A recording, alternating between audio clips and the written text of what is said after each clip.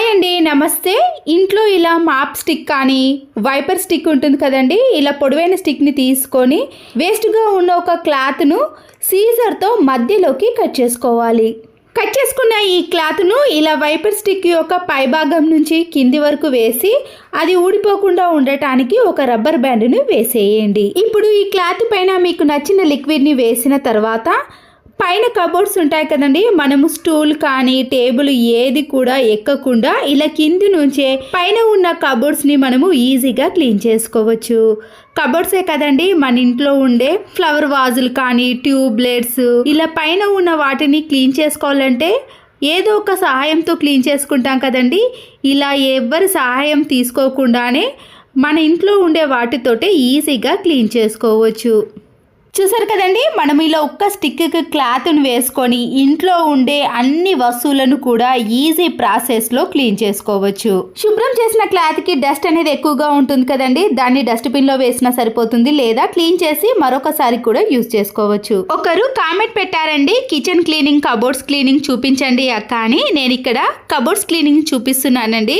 చూసారు కదండి, కబోర్డ్స్ పైన ఇలా మరకలు అనేవి ఎక్కువగా ఉన్నాయి. అయితే ప్రతిసారి కబోర్డ్స్ని క్లీన్ చేయడానికి వేరే లిక్విడ్స్ని కానీ వాటర్ని కానీ వంట సోడా అలాంటి వాటిని అస్సలుకే యూజ్ చేయొద్దండి. కబోర్డ్స్ అనేవి కొద్దిగా ఉబ్బి అవి త్వరగా పాడైపోతాయి.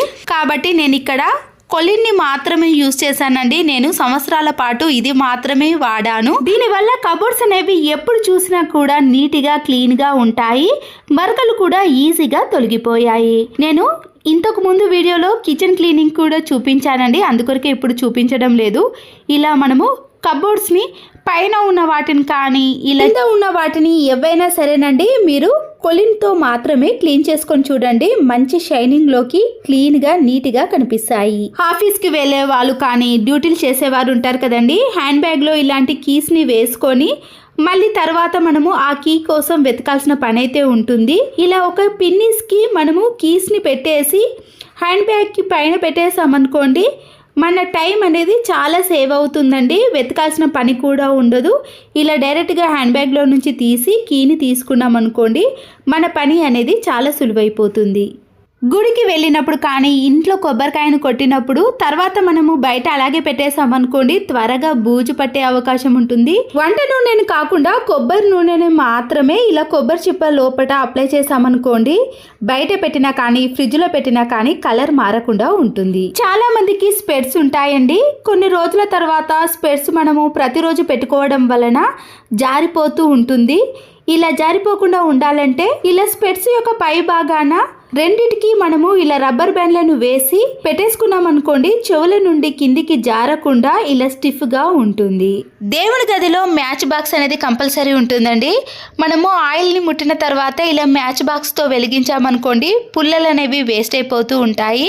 ఇలా పుల్లలన్నిటినీ కూడా మనము ఇలా ఒక ప్లాస్టిక్ బాక్స్లో వేసుకున్నాక ఇలా వీడియోలో చూపించిన మాదిరిగా మ్యాచ్ బాక్స్ని సైడ్లో కత్తిరించేసి ఈ ప్లాస్టిక్ బాక్స్ యొక్క క్యాప్కు ఈ మ్యాచ్ బాక్స్ను ఇలా ప్లాస్టర్తో కానీ డబుల్ గమ్ టేప్తో కానీ అతికించేసేయండి.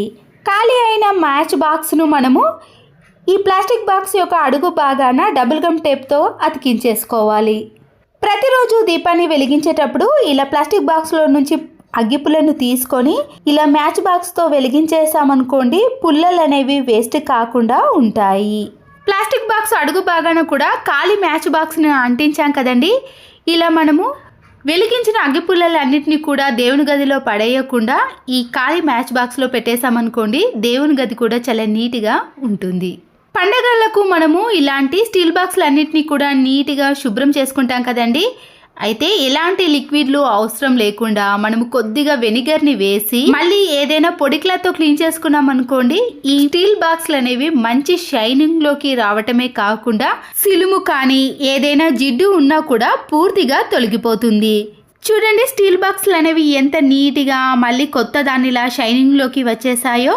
పిల్లలు కానీ మనం కానీ ఎప్పుడైనా ఇలాంటి పాపడి బిళ్ళలు కానీ చైన్స్ మనం వేసుకున్నప్పుడు ఇవి అటు ఇటు కదులుతూ ఉంటాయండి. అలాంటప్పుడు మనము డబుల్ గమ్ టేప్ ఉంటుంది కదండి, ఇలా మనము ఫోర్హెడ్కి ఈ డబుల్ గమ్ టేప్ను పెట్టేసి ఆ తర్వాత పాపడి బిళ్ళను అతికించేసామనుకోండి, పిల్లలు ఎగిరినా కానీ అది కదలకుండా ఆ ప్లేస్లోనే ఇలా నీట్గా ఉంటుంది. ప్రెషర్ కుక్కర్ యొక్క హ్యాండిల్ అనేవి ఇలా బాగా లూజ్ అయిపోయాయి అనుకోండి, విజిల్ అనేది సరిగా రాకుండా దాంట్లో మనము ఏది ఉడికించుకున్నా కూడా ఇలా బయటకి వెదజల్లుతుంది. ఇలా హ్యాండిల్ అనేది ప్రతిసారి కూడా లూజ్ అయిపోతుందండి. ఎన్నిసార్లు టైట్ చేసినా కూడా టైట్ అనేది కాకుండా 2-3 డేస్ తర్వాతనే మళ్ళీ ఇలా లూజ్ అయిపోతుంది. ఈ ప్రెషర్ కుక్కర్ యొక్క స్క్రూని ముందుగా తీసేసిన తర్వాత మన ఇంట్లో ఇలాంటి స్టీల్ స్క్రబ్బర్ ఉంటుంది కదండి, దాంట్లో నుంచి ఇలా ఒక కొసను మాత్రమే కట్ చేయాలి. ముందుగా మనము దీనిని ఇలా స్క్రూ డ్రైవర్తో అక్కడ ఉండే డస్ట్ అంతా కూడా తీసేయండి. ఇప్పుడు ఈ స్క్రూకి మనము ఇలా కట్ చేసిన స్టీల్ స్క్రబ్బర్ అంతా కూడా రౌండ్గా చుట్టేసేయాలి. హ్యాండిల్కి మనము ఇలా స్క్రూని పెట్టేసామనుకోండి, ఎన్ని నెలలైనా కూడా స్క్రూ అనేది అస్సలకే కదలదండి, స్టిఫ్గా ఉండిపోతుంది. అప్పుడు మనకి విజిల్ రాకపోవడం కానీ త్వరగా పాడైపోవడం లాంటివి అస్సలకే జరగవండి. ఇలా మనం డబ్బుతో పాటు మన పనిని కూడా సేవ్ చేసుకోవచ్చు. సంక్రాంతి వచ్చేసింది కదండి, మనము రంగుల కోసము షాప్లోకి వెళ్ళి డబ్బులు ఖర్చు పెట్టడం ఎందుకండి, మన ఇంట్లోనే ఈజీగా తయారు చేసుకోవచ్చు. ఇది ముగ్గు పిండి అండి. ఈ ముగ్గు పిండిని మనము ఇలా ఏదైనా ఒక ప్లాస్టిక్ బౌల్లోకి కానీ లేదా పేపర్ ప్లేట్లోకి వేసుకోండి. ఇదేమో బియ్యం పిండి అండి. మనము ఈ ముగ్గు పిండిలో 2 గ్లాసుల ముగ్గు పిండిని తీసుకుంటే 1 గ్లాసు వరకు బియ్యం పిండిని కలుపుకోండి. ముగ్గు అనేది తెల్లగా ముగ్గు వేయటం చాలా ఈజీగా ఉంటుంది. ఇప్పుడు కలర్స్ని ఎలా ప్రిపేర్ చేసుకోవాలో చూడండి. ఇక్కడ నేను ఈ ముగ్గు పిండిని చాలామంది రాయి ముగ్గు అని కూడా పిలుస్తారండి.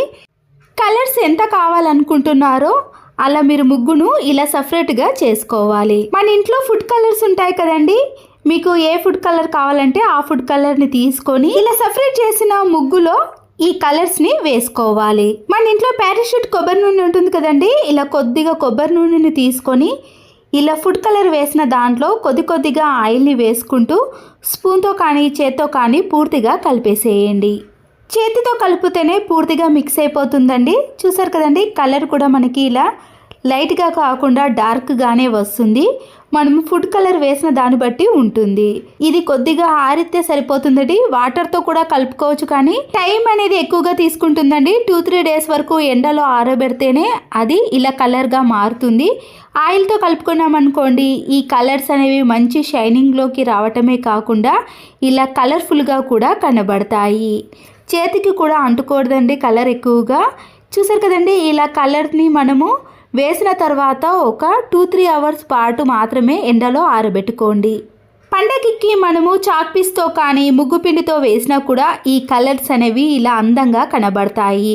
మనము బయట 100లు పెట్టి కొనే బదులు ఇలా ఇంట్లోనే తక్కువ ఖర్చుతో ఈజీగా ఎన్ని కలర్స్ అయినా తయారు చేసుకోవచ్చు. ఇంకా ఈ కలర్స్లో సన్న ఉసుక ఉంటుంది కదండి, దాన్ని జల్లెడ పెట్టి ఇందులో కలుపుకున్నా కూడా చాలా అందంగా వస్తాయి. ఈ యూస్ఫుల్ టిప్స్ మీకు నచ్చినట్లయితే తప్పకుండా ఒక లైక్ చేసి మీ ఫ్రెండ్స్కి కానీ రిలేటివ్స్కి షేర్ చేయండి. మరో యూస్ఫుల్ వీడియోతో మళ్ళీ కలుద్దాం. Thanks for watching.